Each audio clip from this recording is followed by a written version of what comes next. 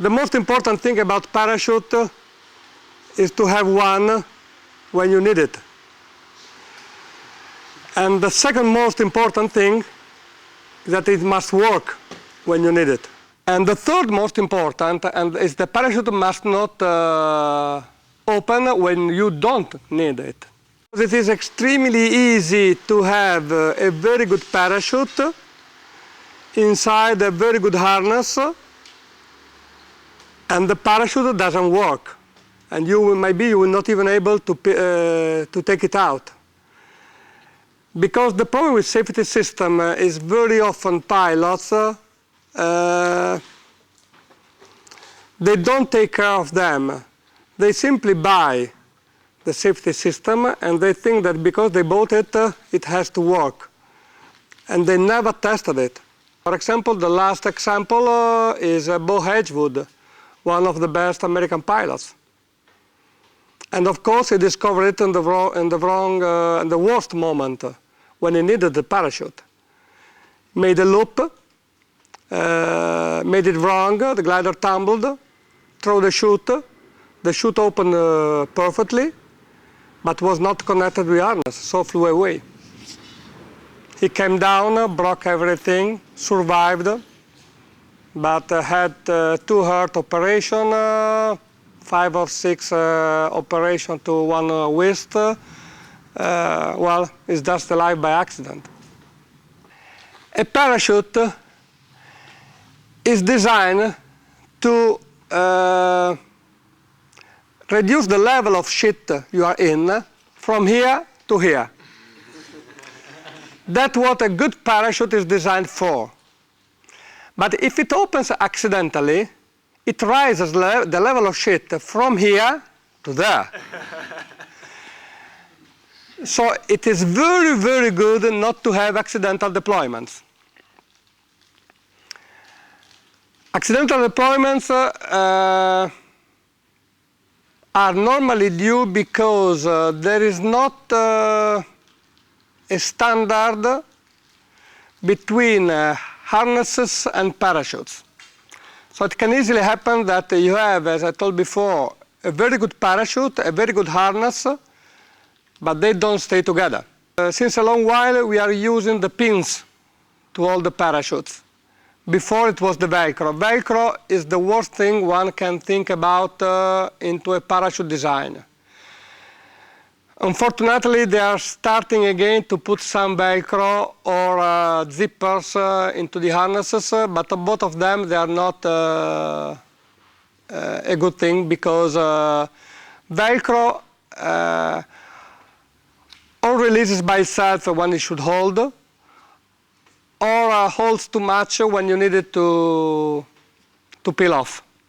So Velcro, and also the male part of the Velcro is perfectly designed to destroy a parachute, because it damages the lines, damages the bridle, damages the canopy, damages everything. So Velcro is very bad. A parachute should be checked and well, should be checked each flight before flying, of course. That the handle is in, the pins are in, and the parachute is still in. And should be repacked every 3 months. And any time the parachute gets wet. It is not enough to let it dry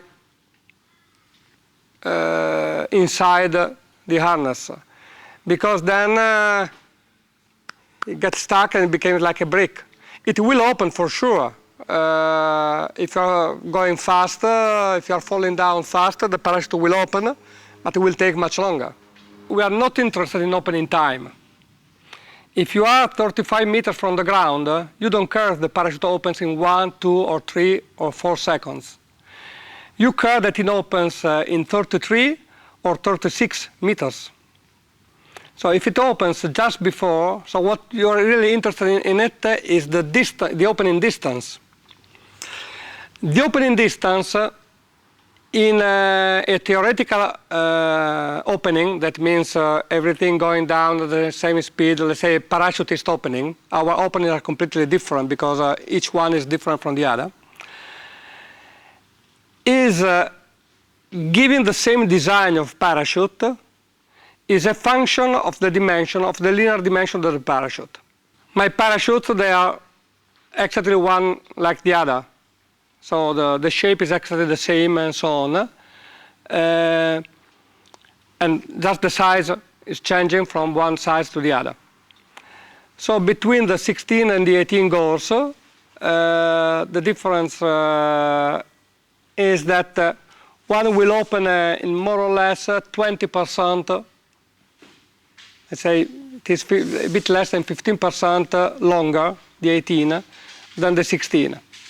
I've done a lot of tests and I've seen several times the 18 gauge opening faster than the 16. But if you make an average of all the openings, you get that difference. There is about a 15% difference in opening distance. In a test like this, you have the puppet that is falling and the parachute bag that is falling too. But they fall at different speed because they have different drag. So the puppet falls down very fast and the deployment bag falls down slower. So the lines came out, bridle, lines, canopy, and opens. This is the normal situation with a parachutist. But for us, it is different. The deployment bag with the parachute inside falls faster than you because you are still attached to the paraglider or to the glider. That means when you throw the parachute, it falls down compared to you. Then it comes out from the canopy. Sorry, there are bridle, lines, and canopy that comes out from the deployment bag. Then you have the parachute below you.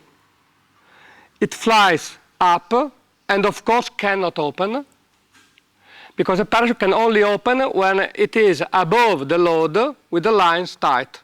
That is the only situation where the parachute can open. And it is extremely important that the parachute should not open in that situation because you don't want the canopy to open partially.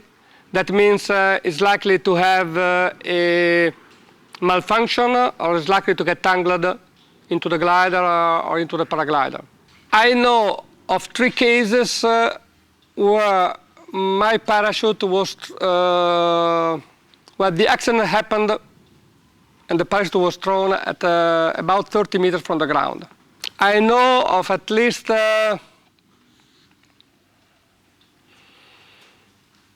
possibly close to 100 pilots who throw the parachute below 100 meters.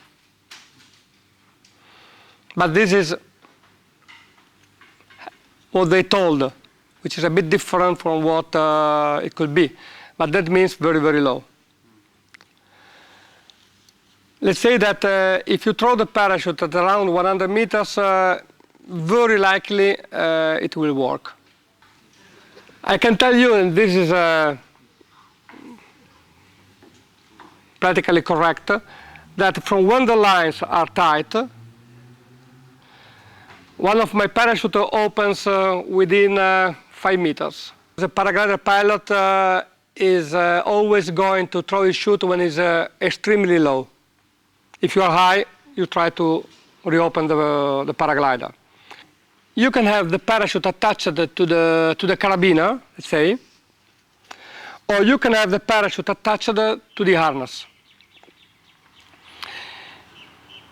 If you have the parachute attached to the carabiner, when you throw the parachute and the parachute opens, the parachute stops the hang glider and the pilot goes forward because there is the length of the main strap of the hang glider harness. Then, when you are coming down, and this is a reasonably safe situation, then when you are coming down, the system is a parachute, hang glider, and pilot. That means all the aerodynamic forces are acting between hang glider and parachute.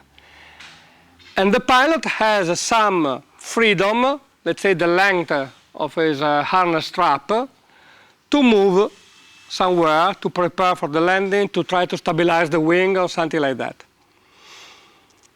And this is quite a safe situation. If you have the parachute attached to the harness, then things are different. Because when you open the parachute, it is the pilot that is stopped, and the hang glider goes forward. This is a potentially dangerous situation because, for example, the airframe could hit the head of the pilot and twist it. A pilot from the Italian team paragliding had a collapse during the World Championship in Spain. Just for your knowledge, in this championship, the paragliders had 35 parachute openings, 180 pilots, 12 days. So, quite a lot. And just for your knowledge, because you are going to ask that, there have been a world championship hang gliding in a place that is very close to that one and in similar condition. 180 pilots, 12 days again, and there have been one parachute deployment from a pilot outside of the competition. No. So that is just to say, that is not to say that paragliding is more dangerous. That is to say that paragliders people are more keen to use the rescue.